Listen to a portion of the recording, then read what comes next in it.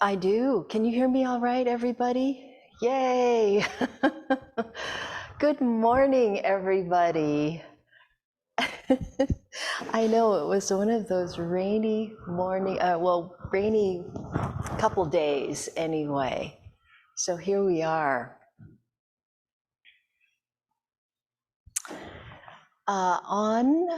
Was it Thursday? I think it was Thursday. Eve Marco, she had in her newsletter, I don't know, not a newsletter, but blog. She writes a blog 2 or 3 times a week. And I don't know if you saw, in one of them, she said, they had held a council, a bearing witness council. And, if you would like to participate about Israel and Gaza, to send an email. So I did, and I participated. And the first thing that we did, there were 49 of us on there, and Ann Hogetsu Smith was on there too. She had gone to the Bearing Witness retreat in Alabama, and so the first thing that we did was we read the Kaddish. And I thought it would be a nice thing to begin with. And this Kaddish was a translation that Peter Levitt did together with Rabbi Don Singer for the very first Auschwitz Bearing Witness retreat. So if you go to the Zen Peacemakers website, Kaddish, which I'm going to share the Kaddish here for you. It has the Kaddish translated, and it's been translated, this translation has been translated into I don't know how many languages. And the Kaddish is like a, I don't know if hymn is the right word, or prayer for mourning, of mourning. And so I'd like to pass this out for everyone here. And I'm going to share the screen. And we can all recite it together. And Peter Levitt was there on the Zoom, and he made a point in the last line, right? There is a mention of Israel. And so they discussed this as well, Peter and Rabbi Don Singer. Ken, you can correct me if I'm wrong here, but in Israel, the word Israel actually means, in one translation, anyone who's struggling with God. So that was the vein that they took, this meaning for Israel. So let me share here.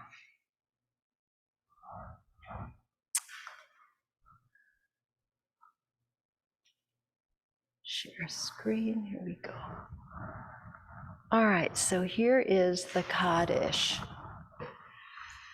So that's what it means, that very last line, is anyone who is struggling with anything, with God, with relationships, with themselves.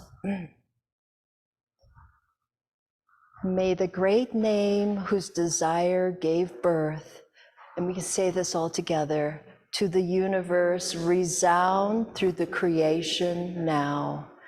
May this great presence rule your life and all. And say yes, amen. Throughout all space, bless this great name throughout all time. That we bless, we praise, we beautify, we offer up your name, name that is holy, blessed one. Still you remain beyond the reach of our praise, our song, beyond the reach of all consolation, beyond, and say yes, amen. Let God's name give birth to great peace and life for us and all people, and say yes. Amen. The one who is given a universe of peace gives peace to us, to all that is Israel, and say yes. Amen.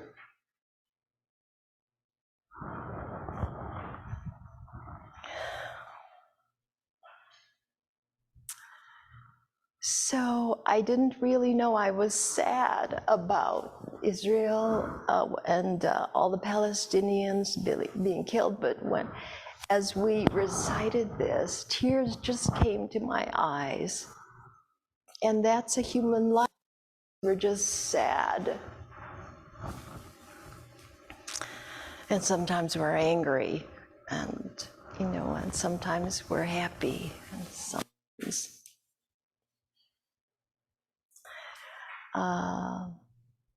so it was nice to be in this online sangha of people from every place, many places. And there was someone from Palestine, Sami Awad, who's head of the Holy Land Trust. There was Eve's sister, who was in Jerusalem. And so, they're worried. It's hard to grok. Here we are, safe. We're so lucky. We're so safe here. But just bearing witness to people suffering was what we did for 90 minutes yesterday, Thursday, Deezer.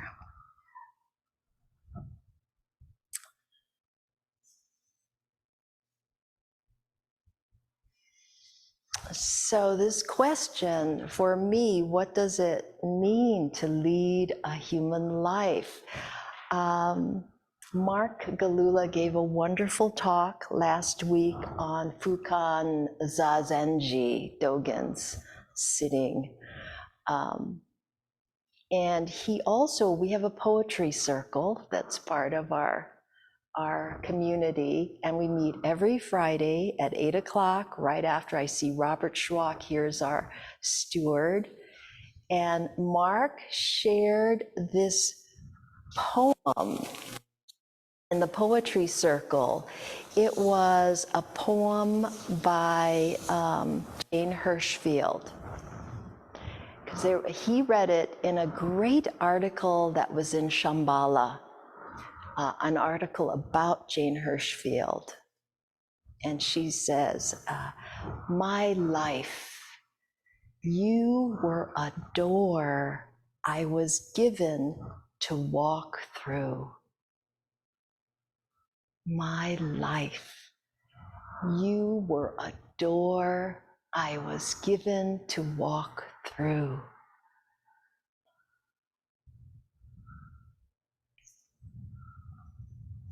And this question, what does it mean to lead a human life, was why Jane Hirschfield started practicing long ago, sitting.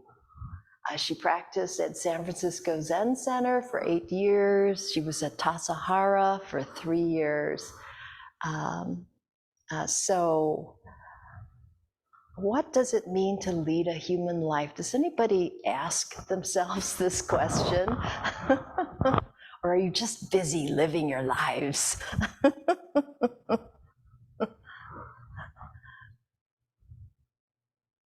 It's a good question. Good question. And sometimes our lives are so sad, so depressed. I mean, can we bear witness to that? And sometimes we're so mad, so steaming. Can we bear witness to that? And sometimes we're just so confused and there's just so many thoughts running through our head. We are just totally distracted. Can we bear witness to that? my life. You were a door I was given to walk through. So,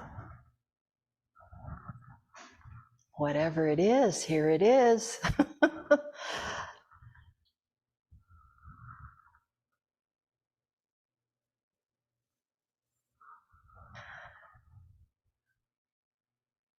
And then I found this beautiful quote, well, not quote, it's the opening paragraph, again of Dogen, of his, it's a fascicle in the Shobo Genzo. It is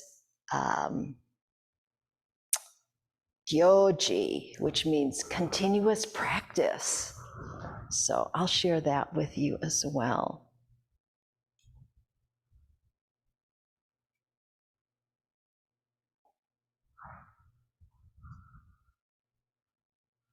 Okay, so that's this one. That's the other one here. So let's read that one together. It's on the back side of the Kaddish. On the great road of Buddha ancestors, there is always unsurpassable practice, continuous and sustained. It forms the circle of the way and is never cut off. Between aspiration, practice, enlightenment, and nirvana, there is not a moment's gap. Continuous practice is the circle of the way. This being so, continuous practice is unstained, not forced by you or others. The power of this continuous practice confirms you as well as others. It means your practice affects the entire earth, the entire sky in 10 directions, although not noticed by others or by you. It is so.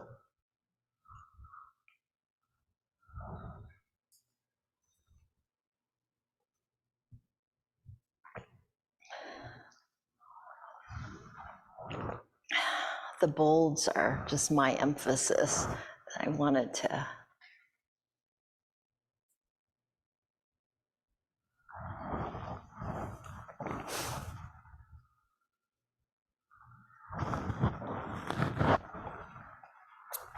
So then related to this practice, this question of, what does it mean to lead a human life is, so what is practice? What is practice? And so Norman Fisher does a beautiful job just talking about this and writing about this. So a lot of what I'm sharing with you today is what I read from Norman, just beautiful. So according to Dogen, practice is a road, it's a way. It's not a destination or a skill. It's a road or a way. It's a feeling by which we lead our lives. And there's no standard or template, right? Every life is different. So that means our life is actually the practice. Our life is good, bad, ugly, whatever. This is our life and this is our practice.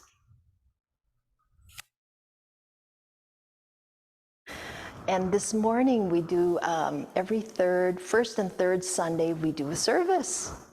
So this is one of the practices in our life, right? And why do we do a service? Does it mean that, if we're reading a sutra, that's more holy than washing the dishes? Are you sure, Ken? Ken is shaking his head no. Right.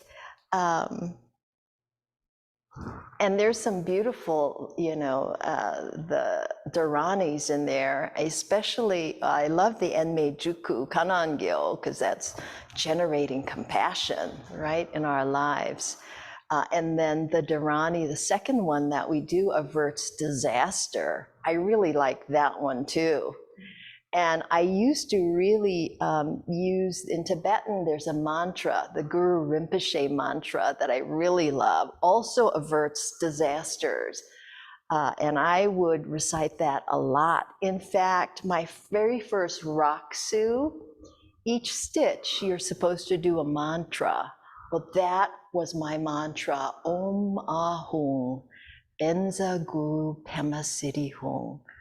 Averts disaster. All of those stitches were all the mantras that I said, and averting disaster, because I really felt like I needed something.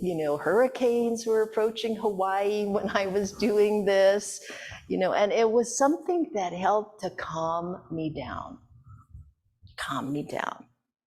which is useful in our lives. After we get really inflamed for one reason or another, it's good to be able to calm ourselves down.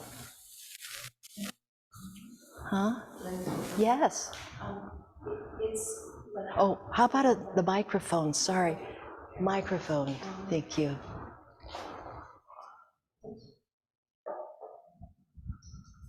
I don't mean to interrupt at all. It's kind of hard to figure out how to live a life now. I think it's just like a huge crisis, that the bombing, the Palestinians, doctors are being killed, hospitals, and children on both sides. It's like how to live this life with. I feel like I'm getting sick, in the process of my concern and trying to do things. And like, what do you do with the life during this time to stay alive? And it's a very difficult time, I think, for so many, especially, I have a pretty active life on social media where you hear from people in these areas, geographic. I have Palestinian friends and Jewish friends, and it's like, how do you live a life during this time? Like, how do you stay conscious? How do you witness? And is witness being passive? I don't know. I just don't know. So these are my questions for you. Thank you for those questions.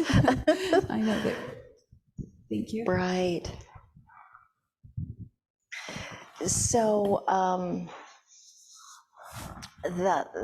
the article on Jane Hirschfield had another poem in it. I think poetry helps me kind of look at things for me, it really hits me in the heart. And I think living a wholehearted life in whatever you're feeling, that doesn't, again, it may not be so wonderful, but you're there. You're just there experiencing, grokking it. And I think that helps to start to transform something. Trusting in our own human goodness and sanity.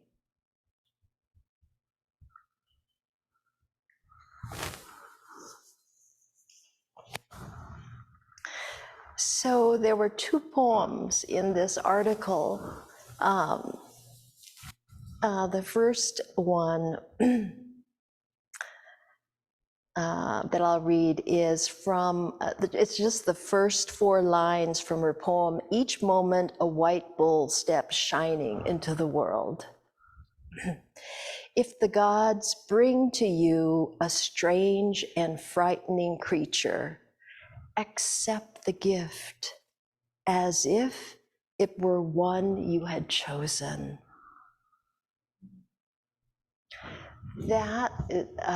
Those lines, she said, got her through a lot of difficult things. And I think that's our practice, right? To be able to see what comes to us as actual gifts and not as something unwanted. She has this other poem she calls A Cedary Fragrance. Even now, decades after, I wash my face with cold water, not for discipline, nor memory, nor the icy awakening slap, but to practice choosing to make the unwanted wanted.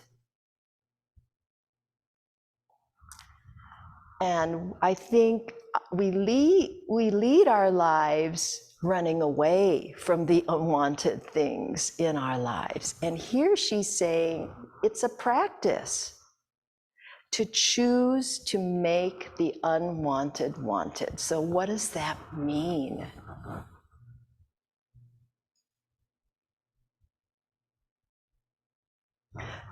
Ken, okay, let's, here we go. Oops.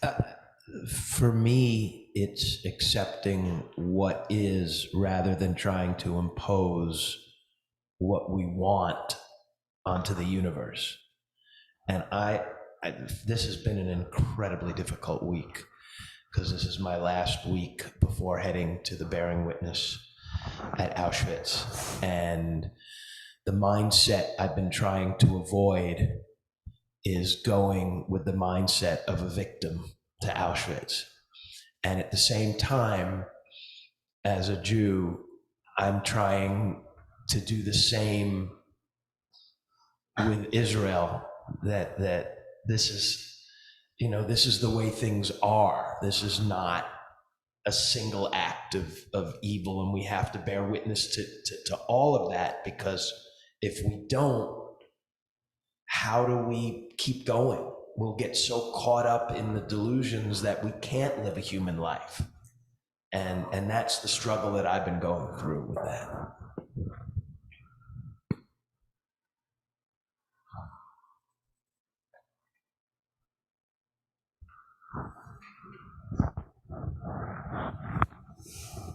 Right, so this is a big practice right here. This is a big, and it's an important practice. And it's something that I've been trying to practice also.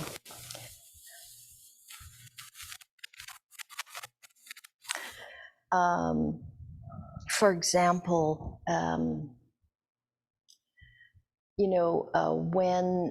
when the Maui fires happened, right? That was really awful. And I knew we were doing our concert on the 1st.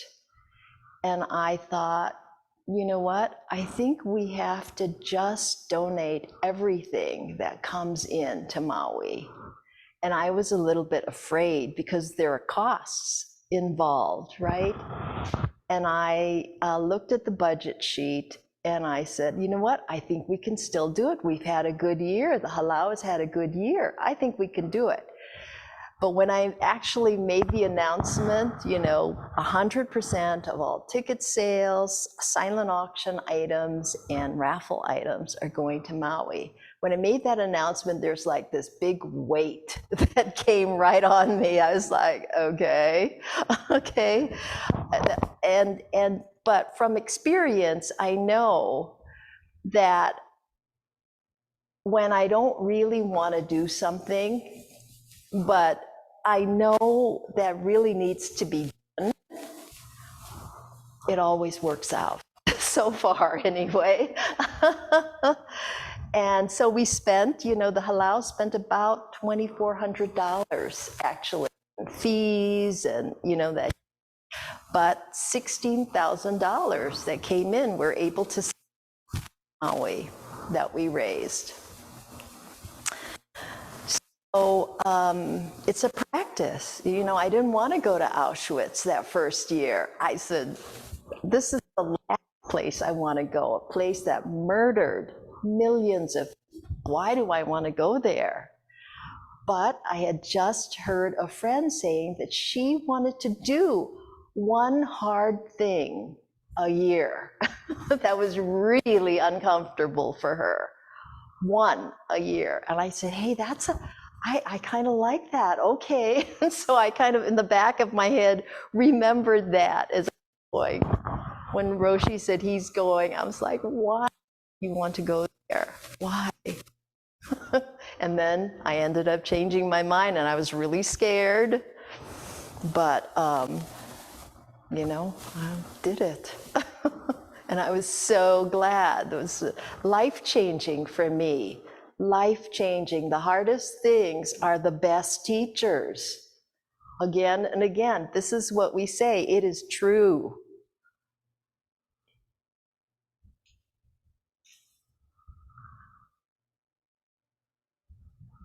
And even in the article, you know, she said, you know, after all this practice, she says, you know, now when somebody cuts me off on the highway, I don't get angry. I've become that kind of person where I think maybe, you know, they're trying to get to the hospital to see a loved one who's dying. You know, I think they have to really get to the bathroom. Like,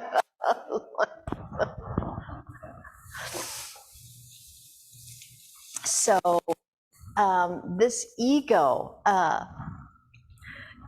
you know, it wants to protect us, right? The ego just wants to protect us. So we have to be able to see that. And Trungpa Rinpoche used to say about the ego, the way ego gradually wears out like a pair of shoes. So keep practicing. That's all I can say. So by practicing, I mean, you know, Dogen talks about continuous practice here. And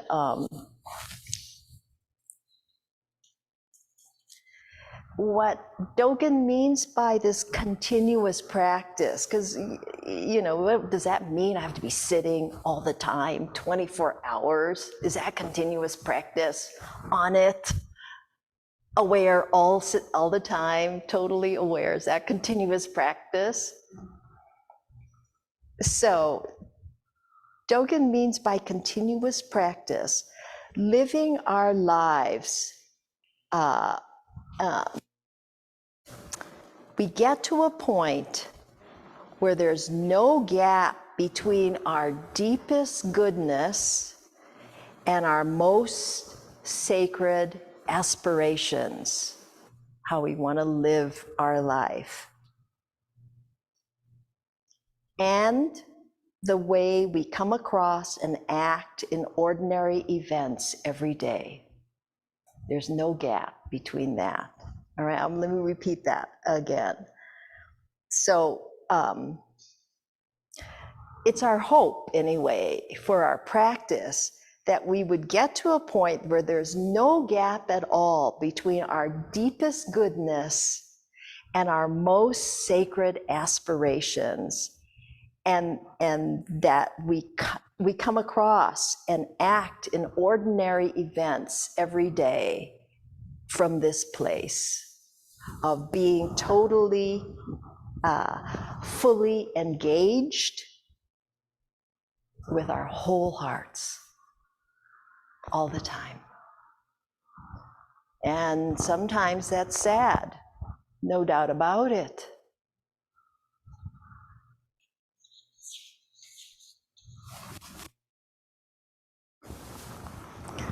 And this path, this road, it's a circle, right? He talks about a continuous practice is the circle of the way.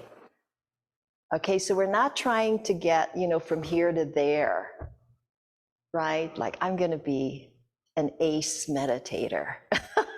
I am going to know the sutras so well that anybody can ask me a question, I'll know the answer.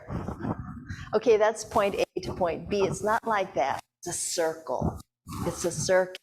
So Norman says, it's great because you step out, you know, you're leaving home, but really at the same time, you're always returning home. It's a circle.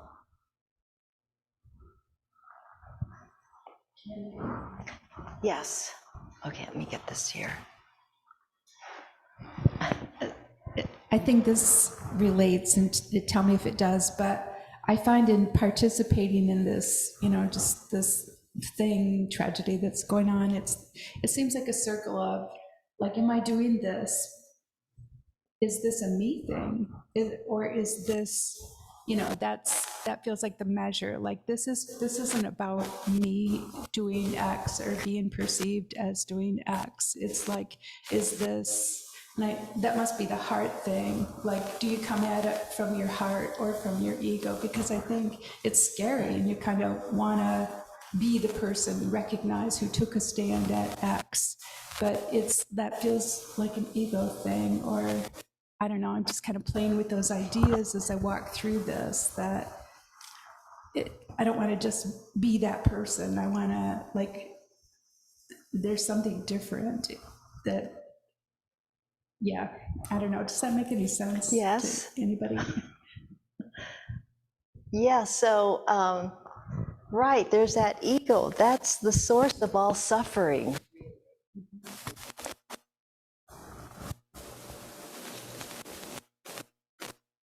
There's this great poem by Rumi.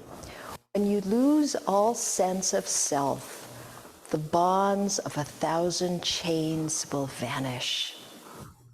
Lose yourself completely. Return to the root of your own soul. Letting go of the self. That's our practice, which is seeing that it's really just there for protection. That is not really who we are, right? We're that and much bigger, where we are one with everything. We are so interconnected with everything. We would not be alive were it not for this entire world.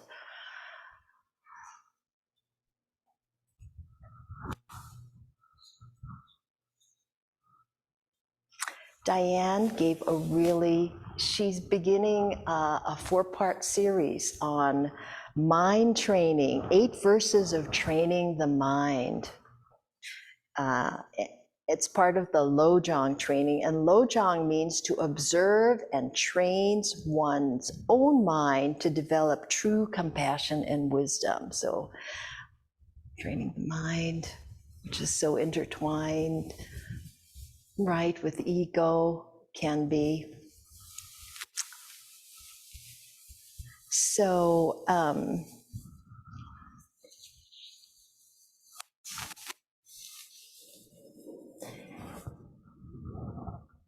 she says, which I really liked, that there is unconditional loving kindness in us, but it's just not functional a lot of the times, right? It's not. So how do we get it functional? And she says, of course, zazen is important. Intention, developing aspirations, these are all part of our practice. It helps us see who we really are and not get confused by that. And the other thing is recognizing pride. She sent out this great list of 7 types of deluded pride that Shanti Deva put together that I really like. I said, boy, do I really have to practice here. I'll just read them. Right, so pride is the mental attitude that feels arrogant, even for slight reasons. Harmful because it's a distorted view of self and others, not in accord with true reality, but a projection from deluded attitudes. That's pride. So you can have pride over inferiors, who you deem as inferiors, pride over equals, who you think you're still, better than, even though they're equals, pride over superiors, who you still think you're better than, and pride in your identity because of the job that you do. Then there's pretentious pride, when we develop an inflated sense of our attainments. So many different ways to be proud. Okay, yeah. Or even emulating pride, when we observe someone more highly accomplished than ourselves and think we are just as accomplished as that person.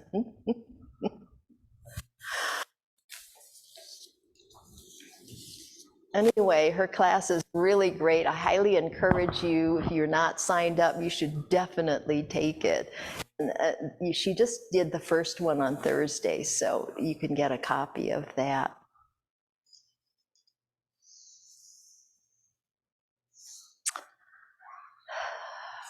So anyway, let's see here. So being able to bear witness to whatever we're feeling is really important in helping to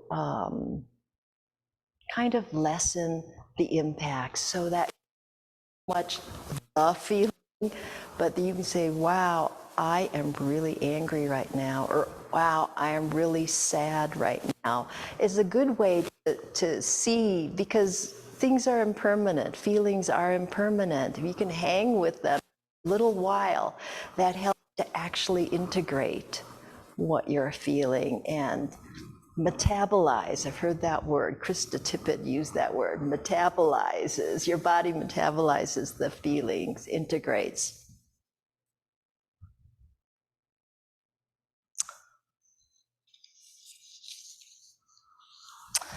So,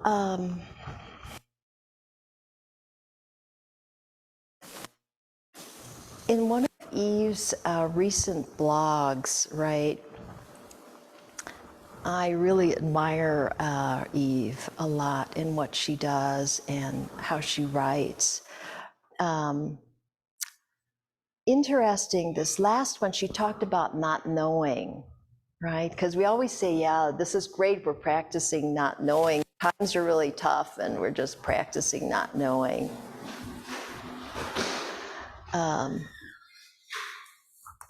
She says, some 20 of us had a Zoom meeting yesterday to talk about Israel and Gaza. The term not knowing came up. It often does. It's one of 3 tenets Bernie repeated again and again in our large Zen Peacemakers family: letting go of fixed ideas, bearing witness, taking action, and all these take place simultaneously. Over the years, I notice how many people bring up that term in the vein of, this has happened to my life and I don't know what to do, or now I really don't know what's ahead, so I'm in not knowing. While they don't explicitly say this is bad, they even smile when they say it. The words carry a negative nuance, a wish it didn't have to happen nuance.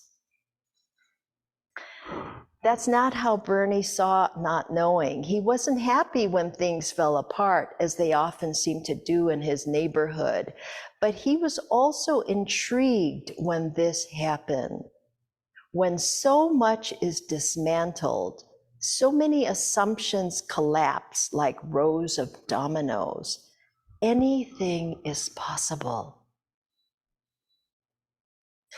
That's when we don't stand in the way of the dynamic currents of life with our identities and attachments.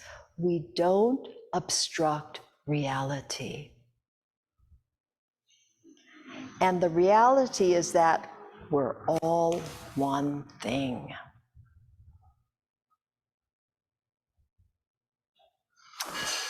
She says, so even as people grieve over the collapse of an army an intelligence bureau of deeply held beliefs and confidences, the taking of hostages and the senseless murders, even when people can't see the way ahead.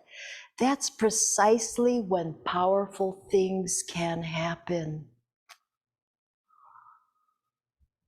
When infinite potential not only manifests, it always manifests in some way, but we become conscious of something other than our ideas and help to actualize it.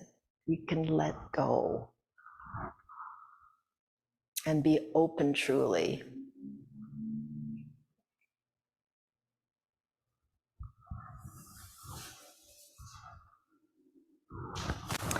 So that's my little take on what does it mean to live a human life. So we have time for discussion and questions.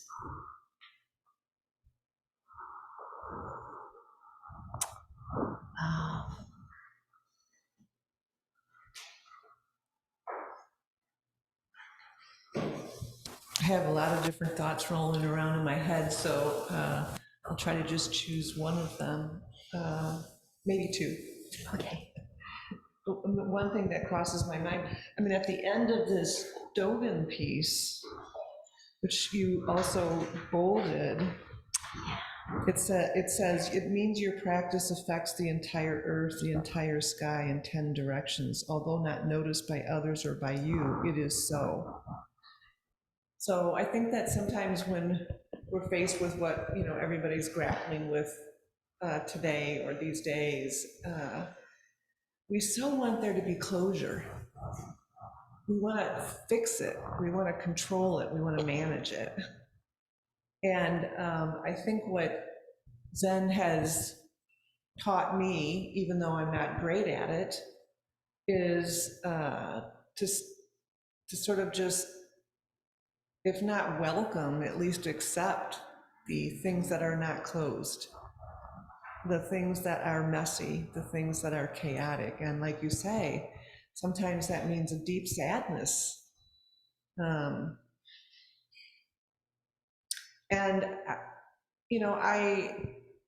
I try not to think of bearing witness as passive, because actually for me, bearing witness is incredibly active because it takes so much effort to keep my heart open during times like these. But I love the piece that you read from Eve's, that recent blog, which I sort of reread a few times, of just this not knowing is, it's not for us to bring into play only when we're having difficult times, but it's something that ideally is part of our practice that we bring into our day-to-day as much as possible. And then I just wanted, the other thing, I wanted to say something about continuous practice.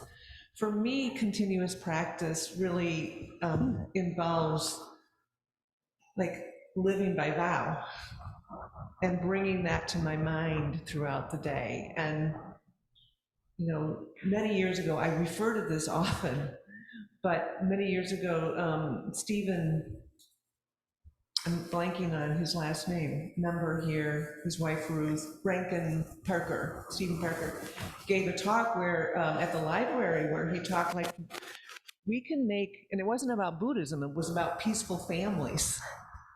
But he said, we can make a commitment to be kind no matter what. And that no matter what has really stuck with me.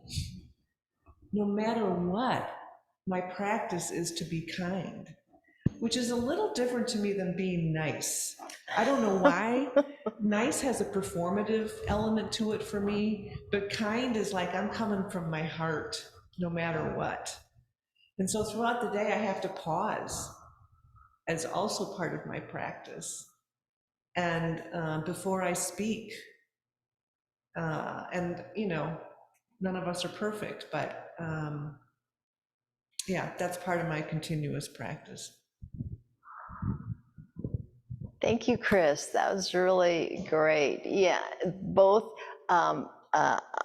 a commitment to kindness, that's definitely important, and being imperfect. You know, what's wrong with being imperfect? This is who we are. We're not perfect, you know, and can we be okay with that? And just can we do everything as much as we can wholeheartedly, right? And so sometimes we fail. But we get back up and start walking again on the circular path, the circular path of the way. Yeah, this, and even that first part of that first line, on the great road of Buddha ancestors, right? In Hawaiian culture, when we dance the old dances, we are keeping them alive. When we tell those stories, we're keeping them alive. They're living in us. So in that line, you know, we're walking the great road of the Buddha ancestors. And by walking that, we are the Buddha ancestors. They are appearing in us now. We're keeping it alive. That was such a beautiful thing to me, that Dogen lives in me. Buddha lives in me. He lives in all of us as we walk this great path of the ancestors, the Buddha ancestors. I think that's such a beautiful thing.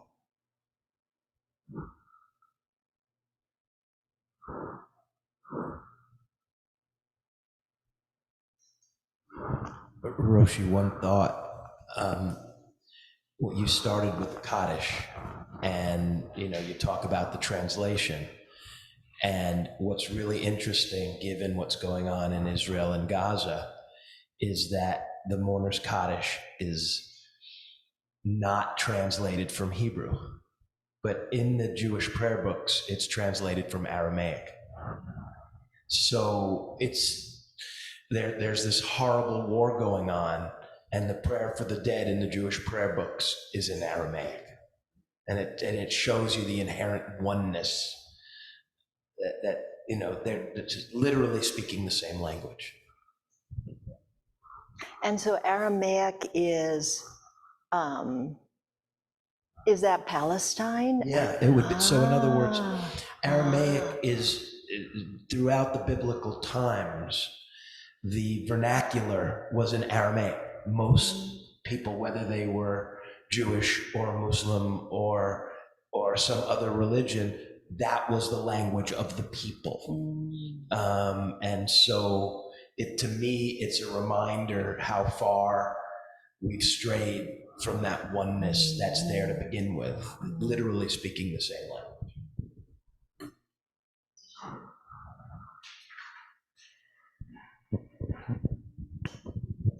Just a thought or two on closure, and as I deal with this, but I think as a society, especially here in the United States, we want to be able to see the end to things. We want closure on something. When the pandemic was at its peak, we wanted an end to it. And in some ways, there is no end. Things are better, but it's still a threat. And there'll be other ones that we think that we know are likely coming in a year, 5 years, 20 years. And the same thing sort of in the Middle East. I was reading a story in one of the paper yesterday, and it was less about the specifics of what is happening versus over the years, the multiple decades, various actions, whether they were negotiations or invasions, were thought to be, okay, this will settle it, and it won't, and it's not settled.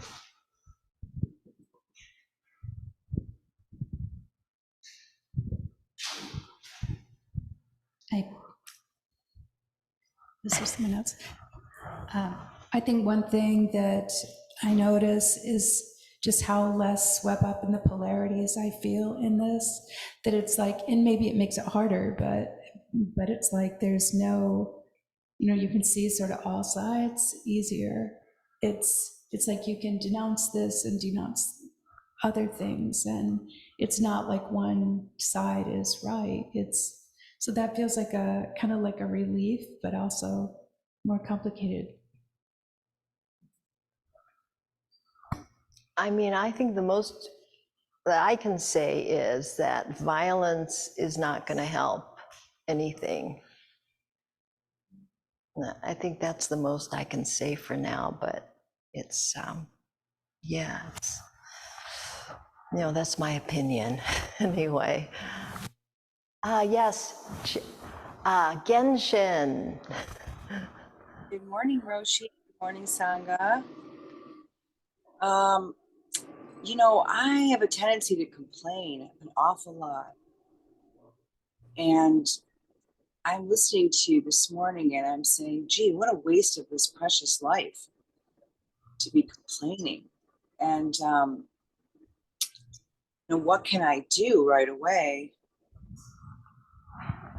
Bear witness to that a little bit more carefully, more, intently. And, when I wake up in the morning, I, say the words out loud, thank you, God, Buddha, thank you, universe. Thank you for waking us up this morning. I mean, that's the first thing that comes when I'm awake for my, my husband and I. And I often think to myself, and thank you for what's coming.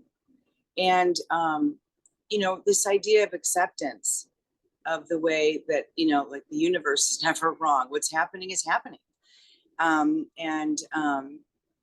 Sometimes it takes these larger situations from afar for me to actually realize that my small little, world that I complain about is very, very tiny and, in this big world. But I really would like to be able to live more actively in the things that I say, like, thank you for what's coming today. And then when things come, I tend to complain or wish they were different or not be happy with it. And then I find myself thinking, well, what's the option? It would be to not be alive. So everything that is happening in my precious life today is the gift of being alive. It all is the gift of the precious life. Yeah. So I would hope to complain less today so that I can just be more open and less self-absorbed, unappreciative. Thanks for your.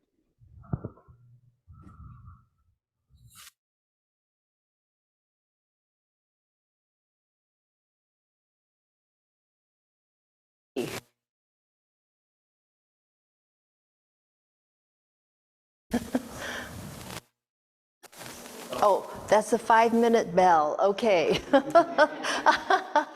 Okay, good. All right. Well,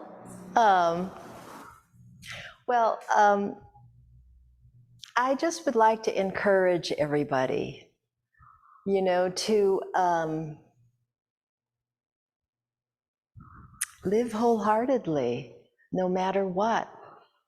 And for some people, it's helpful to sit zazen. That helps to sit, to open the heart. For other people, it might be going for a walk, taking care of yourself so that you can be open and bear witness. So I just would encourage you to see your basic, beautiful goodness that is there. It is there. And other people you think you might not even notice it, but it does make a difference. Your practice makes a difference. Your sitting every morning helps me. I can sit with you. I hope that my presence helps you.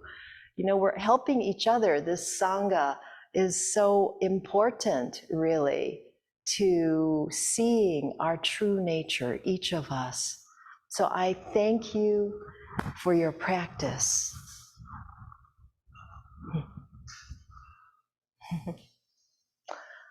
All right, then, it's time for some treats. Have a great Sunday, everybody. Thank you. Have a great day.